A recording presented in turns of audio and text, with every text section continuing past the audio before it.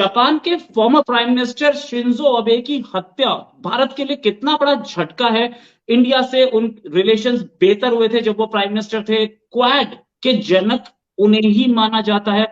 उससे पहले आपको एक खबर देता हूं। वो खबर ये कि अमरनाथ यात्रा के दौरान क्लाउड बर्स्ट यानी कि बादल फटने से 10 लोगों की मौत हो गई है। प्राइम मिनिस्टर मोदी ने भी कंडोलेंस दी है। प्राइम मिनिस्टर मोदी ने भी बात कर ली है मनोज सिन्हा जी से और वहां पर रेस्क्यू ऑपरेशन चल रहा है। वीडियो में आपको दिखाता हूं क्लाउड बर्स्ट का। उसके बाद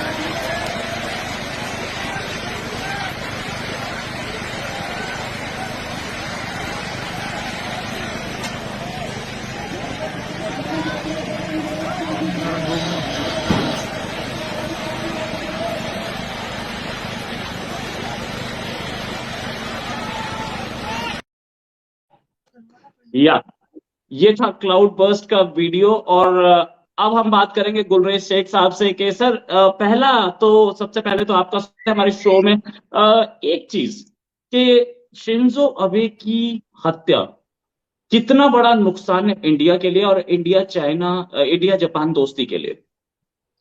सर्वप्रथम तो रोहित जी, मेरी श्रद्धांजलि। जो अमरनाथ में जो यात्री जो थे उनके साथ ये हादसा हुआ है क्लाउड बर्स्ट का, और मेरी श्रद्धांजलि शिंजो आबे साहब को, क्योंकि शिंजो आबे साहब हिंदुस्तान के दोस्त थे। लेकिन जो आप ये बात पूछ रहे हैं ना कि कितना बड़ा नुकसान है उनके जाने का हिंदुस्तान को, मैं नहीं समझता। क्योंकि जो राष्ट्र होते हैं रोहित जी, वो नेशनल इंटरेस्ट के ऊपर काम करते हैं, व्यक्ति के ऊपर नहीं करते। व्यक्ति का प्रभाव अवश्य होता है, लेकिन वो एक सीमा तक होता है। ज्यादा बड़ी चीज जो होती है वो राष्ट्रों के लिए राष्ट्र हित होता है। और मैं एक रियलिस्ट कॉलेज को फॉलो करने वाला व्यक्ति हूं, तो यदि रियलिस्ट कॉलेज को आप देखें तो उसके अनुसार चीन जो है वो गोंद का काम करता है हिंदुस्तान और जापान के संबंधों में। क्योंकि चीन के जो सीमा विवाद है हमारे साथ भी हैं, उसी प्रकार के चाइना के सेंकाकू आइलैंड्स को लेकर भी सीमा के विवाद हैं जापान के साथ। चीन वहां भी घुसपैठ करने के प्रयास करता है, हमारे यहाँ भी घुसपैठ करने का प्रयास करता है। जापान को यदि किसी से जंग होगी जो लगता है तो वो होगी चीन से। मैं हमेशा कहता हूं हिंदुस्तान की जो निर्णायक जंग होगी वो पाकिस्तान से नहीं होगी। वो यदि निर्णायक जंग होती है तो वो भी चीन के साथ ही भारत की होगी। तो इस दृष्टिकोण से चीन दोनों देशों अर्थात भारत और जापान के बीच में उस गोंद का काम करता है जो दोनों को चिपका के रखता है। लेकिन हाँ, यदि हम बात करें शिंजो आबे साहब की, तो वो एक विजनरी लीडर थे। क्वाड के निर्माण में उनकी बहुत भूमिका थी।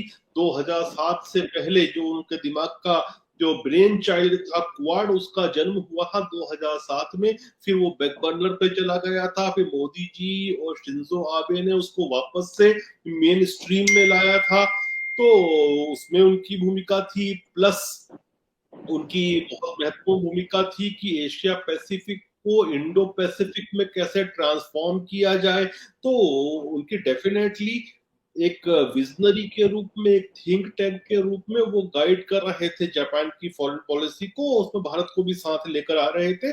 लेकिन फिर मैं ये कहता हूं कि राष्ट्र जो होते हैं नेशनल इंटरेस्ट के आधार पर चलते हैं। व्यक्ति से बड़ा राष्ट्र हमेशा होता है, और राष्ट्र का हित जो है फॉरेन पॉलिसी में सर्वोपरि आता है। राइट। तो ये जो चाइना का जो ग्लोबल टाइम्स है उसने हत्या के तुरंत बाद ही एक ट्वीट कर दिया था। भाई वहां तो जितने भी मैगजीन्स, न्यूज़पेपर्स, टीवी जो कुछ चलता है सरकार से गाइडेड होता है, सरकार ही उसको बताती है कुछ ऐसा करना है। उसने ट्वीट किया कि भैया डिससेटिस्फैक्शन था और लोगों में वो अप्रिय थे और इस वजह से हत्या हुई। इतनी ही कम टाइम में एक्सप्लेनेशन कि हत्या क्यों हुई, ऐसा क्यों? देखिए, ये उनके पार्ट में इनसेंसिटिव था। और जो लोग चीनी सोशल मीडिया को ऑब्जर्व करते हैं, तो आम लोग जो चीन के थे वो भी खुशियां मना रहे थे, चीनी नेशनलिस्ट जो थे। तो ये इनसेंसिटिविटी डेफिनेटली थी। और उसका कारण जो है वो बहुत खराब संबंध जो है चीन के और जापान के, और जिस प्रकार से शिंजो आबे एक तरह से मोर्चा खोल के बैठे थे चीन के खिलाफ ताइवान के फेवर में।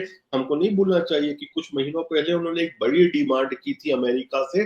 उन्होंने कहा था कि जापान को भी उसी प्रकार का न्यूक्लियर अम्ब्रेला मिले जिस प्रकार का नेटो के राष्ट्रों को मिलता है। तो वो चीन के खिलाफ एक न्यूक्लियर अम्ब्रेला की भी बात कर रहे थे। वो लगातार जापानीज नेवी को ग्रो कर रहे थे, एयरफोर्स को ग्रो कर रहे थे, यहाँ तक कि जो जापान है उसको पैसिफिस्ट से एक तरह से मिलिटराइजेशन की तरफ ले जा रहे थे। लेकिन अभी पहले जब हम बात कर रहे थे तो आपने एक सवाल पूछा था कि भारत के संबंध पे क्या फर्क पड़ेगा। तो भारत से तो फर्क नहीं पड़ेगा रोहित साहब, लेकिन हाँ एक चीज का मुझे जरूर डर है कि यदि जापान के अंदर एक विमर्श चल उठता है, क्योंकि शिंजो आबे जो थे वो पैसिफिज्म से बाहर निकाल रहे थे और मिलिटरिज्म की तरफ जापान को ले जा रहे थे।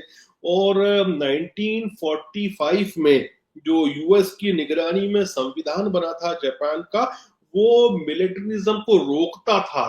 तो शिंजो आबे लगातार इस कोशिश में थे कि वहां पर कॉन्स्टिट्यूशनल अमेंडमेंट किए जाए ताकि मिलिट्री को प्रोत्साहित किया जा सके। अब यदि सपोज करो कि ये जो हत्यारा है ये किसी आइडियोलॉजी से प्रेरित है, सपोज करो वो आइडियोलॉजी ये है, अभी तो कोई कुछ भी नहीं कह सकता ना कि सब कयासबाजी ही है जब तक जांच के नतीजे नहीं आते कि क्यों मारा, जिसने मारा उसके पीछे कोई शक्ति थी या खुद ही वो लोन वुल्फ था या जो भी चीजें हैं। लेकिन यदि वो इस प्रकार की आइडियोलॉजी से प्रेरित हो कि जापान को ये मिलिटरिज्म की तरफ ले जा रहे हैं, वो गलत है, जापान को एक पैसिफिस्ट नेशन रहना चाहिए, तो फिर जापान की जो मिलिटरिज्म है उसको कहीं ना कहीं उसका उस पर प्रभाव पड़े, जो कि कोई बहुत अच्छा नहीं है। क्योंकि चीन भी वही चाहेगा कि जापान का मिलिटरिज्म कम हो और वो एक पैसिफिस्ट नेशन जिसे 1945 के बाद बना था वैसा ही रहे। आपको नहीं भूलना चाहिए रोहित साहब, मैं बार बार एक बात जापान के बारे में कहता हूं कि जापान कितना भी आपको पैसिफिस्ट नजर आए, लेकिन जापान जो है उसका इतिहास बड़ा उग्र है, बड़ा मिलिट्री इतिहास है। आप सोचिए कि इतना था जापान जो है उसने रशिया को हरा दिया था, जो जापानीज रशियन वार हुई थी उसमें जिसने जार की नौसेना को हराया था, उसने चीन को रौंद दिया था। पूरा के पूरा कोरिया मतलब नॉर्थ कोरिया और साउथ कोरिया को उसने कवर कर लिया था, मलेशिया को उसने अपने कब्जे में ले लिया था। तो जापान का मिलिट्री इतिहास मतलब ये मैं सेकंड वर्ल्ड वॉर से पहले का ही बात नहीं कर रहा, उसके पहले यदि आप उनकी इंटरनल डायनामिक्स को भी देखें तो चाहे शोगनिज्म हो या दूसरे निज़म्स चलते थे वो भी मिलिट्रिज्म की तरफ थे। यहाँ तक कि मैं कहता हूं कि मेजी रेस्टोरेशन जो जापान में हुआ उसके बाद भी जापान और ज्यादा मिलिटराइज्ड हो गया। वो तो 45 का जो संविधान आया और न्यूक्लियर बम्स फेंके गए और उसको एक तरह से संवैधानिक रूप से पैसिफिस्ट बना दिया अमेरिका ने, तो ये हमको एक मॉडरेट जापान दिखता है, वरना जापान बहुत मिलिटराइज्ड है। और आप ये सोचिए ना रोहित जी कि आपको इस पर कुछ समय पहले फुकुशिमा न्यूक्लियर डिजास्टर हुआ था, तो जापान के पास न्यूक्लियर टेक्नोलॉजी है। और यदि कुछ अनफॉर्चुनेट होता है, चीन को ज्यादा दुस्साहस करता है, तो कितना समय लगेगा न्यूक्लियर बम बनाने में जापान को, आप सोच सकते हैं इस चीज को। तो वो विमर्श नहीं हो कि जापान वापस से पैसिफिज्म की तरफ जाए, अगर वो विमर्श शुरू होता है जापान में, क्योंकि मत भूलिए कि जापानीज जो होते हैं ना बहुत कॉन्सेंसस बनाकर फैसले लेते हैं, धीरे धीरे सोचकर। एक वो कल्चरली बहुत पुरानी सोसाइटी है, बहुत कंजर्वेटिव सोसाइटी है। तो ये देखना होगा कि हत्या क्यों हुई और उसके बाद कोई विमर्श चालू नहीं हो, क्योंकि pacifism of Japan is beneficial to China.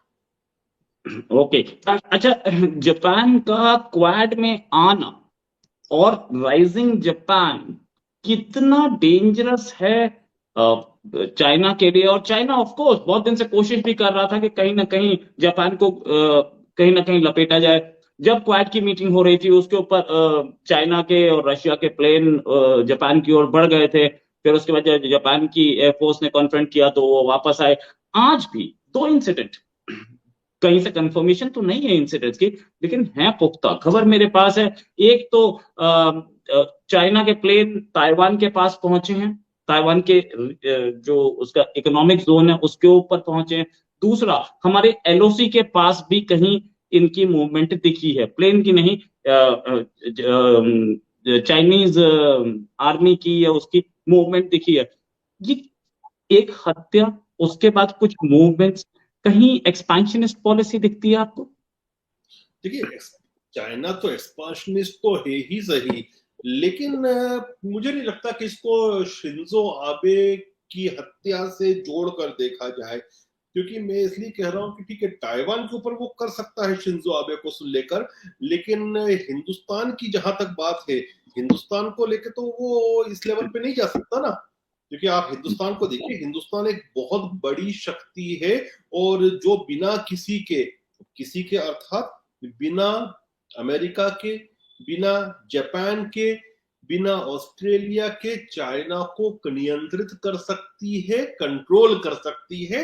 तो हमको शिंजो आबे की हत्या को इससे मिला के नहीं देखना चाहिए, क्योंकि भारत एक अलग शक्ति है, और ऐसी शक्ति है जो चाइना को सिंगल हैंडेडली मैनेज कर सकती है। पिछली बार भी हमने किया, हमने डोकलाम में भी किया, हमने गलवान में भी किया, किसी की जरूरत नहीं पड़ी थी। लेकिन हाँ, डेफिनेटली ताइवान के लिए संकेत हो सकता है कि अब आपका जो सपोर्टर था वो गया। राइट अच्छा, एक चीज और कि शिंजो आबे की हत्या हुई, इसको बोला जा रहा है कि ये सेकेंड वर्ल्ड वॉर के बाद सबसे बड़ी पॉलिटिकल घटना है जापान में। हत्या में किसका हाथ है किसका हाथ नहीं है अभी तो सामने है नहीं, टाइम लगेगा उसके आने में। क्या आपको लगता है कि इंडिया, प्राइम मिनिस्टर मोदी ने भी इसके कंडोलेंस दी और कल हम लोगों ने अपना नेशनल मॉर्निंग रखी है, क्या आपको लगता है कि इंडिया और जापान और क्वाड उसी तरीके से फंक्शन करता रहेगा? कोई ग्लू नहीं थी शिंजो अबे की, या शिंजो अबे ने जो चीज स्टार्ट की वो एक लॉन्ग टर्म चिंग थी, चलती रहेगी कोई हो या ना हो?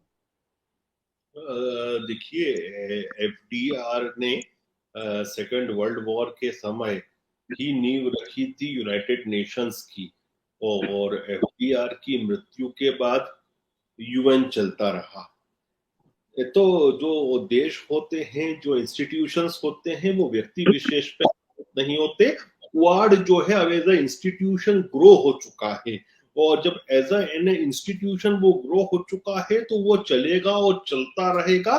क्यों? क्योंकि उसकी आवश्यकता इन चारों देशों को है टू काउंटर चाइना। तो शिंजो आबे का ना रहना इस दृष्टि से कोई परिवर्तन नहीं लाता है। दूसरी बात, फूमियो किशिदा की, जो वर्तमान में प्रधानमंत्री है, उनकी बात करें तो वो बेसिकली इनसे भी ज्यादा कंजर्वेटिव है when it comes to China. तो इसलिए ऐसा नहीं पड़ेगा। मैंने आपको क्या कहा कि बस फर्क तब पड़ सकता है जापान की पॉलिसी के ऊपर रिगार्डिंग मिलिटरिज्म और पैसिफिज्म को ड्रॉप करना, यदि वहां पर किसी प्रकार की एक विचार चल जाए, बहस चल जाए, तो हो सकता है कि हमको पैसिफिस्ट रहना है कि वापस मिलिटरिज्म की तरफ जाना है, क्योंकि आबे धीरे धीरे पैसिफिज्म को साइडलाइन कर रहे थे और मिलिटरिज्म को आगे ला रहे थे। यहां तक कि आबे के कालखंड में आप देखें तो कई बार ये भी बात उठती थी कि जो जापान ने अपनी बेसिस, मिलिट्री बेसिस दे रखी है अमेरिकन को, उनको भी हटाया जाए।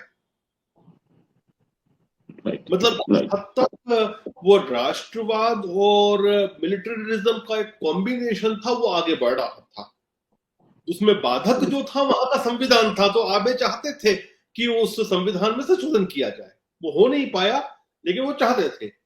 अब आगे देखते हैं वो उनके जो पार्टी के लोग हैं या फूमियो किशिदा हैं, वो कितना आगे ले जा पाते हैं इस प्रोजेक्ट को। राइट, इंडिया और जापान दोनों के दोनों यूएन सिक्योरिटी काउंसिल की परमानेंट मेंबरशिप के दावेदार भी हैं, और जापान अपनी इकोनॉमिक माइट पर है तो इंडिया अपनी economic might and military might दोनों पर है, दोनों मिले जुले हैं।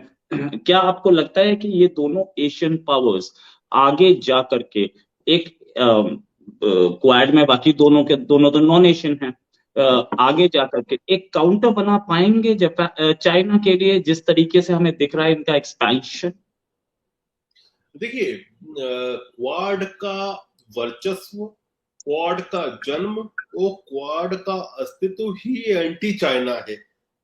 चाहे डिप्लोमेटिक भाषा में ये कहा जाए कि किसी का अगेंस्ट नहीं है, लेकिन बेसिकली उसके जन्म से लेकर उसका जो बड़ा होना तक है और एज एन इंस्टीट्यूशन क्वाड का इवोल्यूशन है, वो एंटी चाइना स्टैंड पर ही है। तो जापान आगे आएगा, क्योंकि जापान के जो आइलैंड्स को लेकर मतभेद हैं चीन के साथ, वो खत्म होने वाले नहीं है। न जापान उसको छोड़ने वाला है, न चीन उस डिमांड को छोड़ने वाला है। वो चीन लगातार एग्रेशन दिखाता है। वो केवल चीन ही नहीं दिखाता, नॉर्थ कोरिया भी चीन के उकसावे में दिखाता है। तो जापान को उस क्षेत्र में चीन से खतरा रहता है। तो ये तो एक्सपेंशन होना है क्वाड का और दूसरे इस प्रकार के समूहों का। Right, right.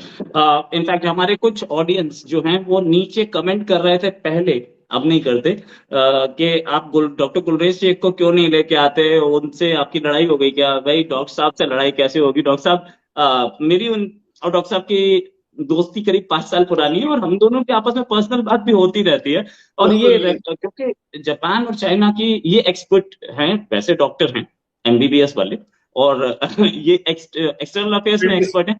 तो इसलिए कोई ऐसा जापान चाइना की खबर नहीं थी, इसलिए मैं ला नहीं पा रहा था। अब खबरें आ रही हैं तो ये रेगुलर फीचर रहेंगे। साथ में डॉक्टर साहब को मुबारकबाद भी इस चीज का कि ये पहले बीजेपी स्पोक्स पर्सन हुआ करते थे, अब उससे भी ऊंचे ओहदे पे हैं। उम्मीद करते हैं आप और तरक्की करें और देश की सेवा में ऐसे ही लगे रहे डॉक्टर साहब। हम सब की मुबारकबाद आपके साथ। एक और टॉपिक के साथ फिर आपके साथ हाजिर होंगे। अभी के लिए नमस्कार, जय हिंद। जय हिंद।